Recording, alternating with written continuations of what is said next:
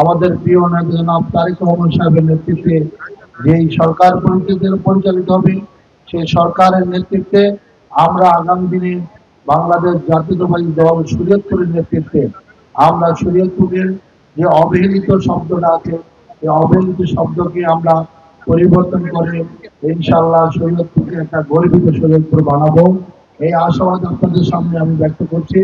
আর আমি আপনাদের সামনে বক্তব্য দেওয়ার কিছু নাই, কারণ আমি গত 3 মাস আপনাদেরকে যে বক্তব্য দিচ্ছি, যে কথা বলছি, আমি আমার পরিবারের মাঝে, শরীয়তপুর পরিবারের মাঝে যে কথা বলছি, তার একটাই উদ্দেশ্য, আর সেটা হলো এই, আমরা সকল ভেদাভেদ ভুলে গিয়ে, সকল ধর্ম বর্ণ, সকল মত পথ ভুলে গিয়ে আমরা আমাদের এই প্রিয় শরীয়তপুরকে আমরা সকল প্রকার সকল অশান্তি থেকে মুক্ত করে আমরা শান্তির সম্প্রীতি, একটা সৌহার্দ্য, একটা ভালোবাসার শরীয়তপুর বানানোর লক্ষ্যে আমরা গত 3 মাস আমি আমার পরিবারের প্রত্যেকের কাছে যাচ্ছি।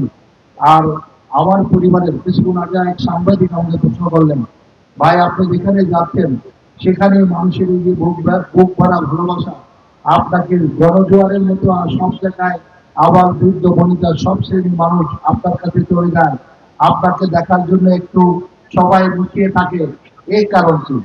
আমি বলেছি এটা হচ্ছে এদেশের আমার পরিবারের, আমার প্রত্যেকটা শরীরপুর মানুষের আমার প্রতি ভালোবাসা, আপনাদের আল্লাহর রহমতেই না আল্লাহর বিশেষ দয়া আমার উপর, আমার পরিবার শরীরপুরের প্রতি।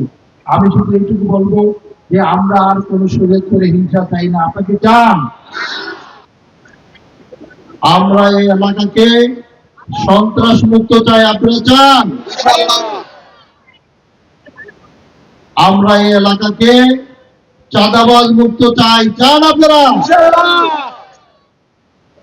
আমরা এই এলাকার প্রত্যেক মানুষের সামাজিক নিরাপত্তা চাই, চান আপনারা? আমরা আমাদের হিন্দু ভাইদের সামাজিক নিরাপত্তা নিশ্চিত করতে চাই, এই প্রতিশ্রুতি দিলেন আপনারা? আগামী দিনে সবাই হাত তোলেন। হে আল্লাহ, আমরা যে প্রতিশ্রুতি দিলাম তোমার কাছে, তুমি আমাদের এই প্রতিশ্রুতি পূরণ করার শক্তি দান। আমাদের এই হাতগুলা দিয়ে যেন শরীয়তপুরের কোন মানুষের অনিষ্ট ক্ষতি না হয়, সেই তৌফিক তুমি আমাদের দান করো।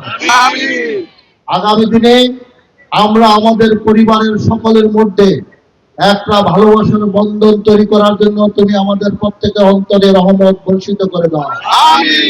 আগামী দিনে আমরা আমাদের সকল ভেদাভেদ ভুলে গিয়ে যেমনি ভাবে এই মঞ্চে আমরা উপস্থিত হয়েছি, আগামী দিনে দেশ গড়ার কাজেও আমরা আমাদের পরিবারের প্রত্যেক সদস্য নিয়ে এইভাবে যেন আমরা সংঘবদ্ধভাবে ঐক্যবদ্ধভাবে দেশ গড়ার তৌফিক যেন আমরা পাই, সেই তৌফিক তুমি আমাদের দান করো।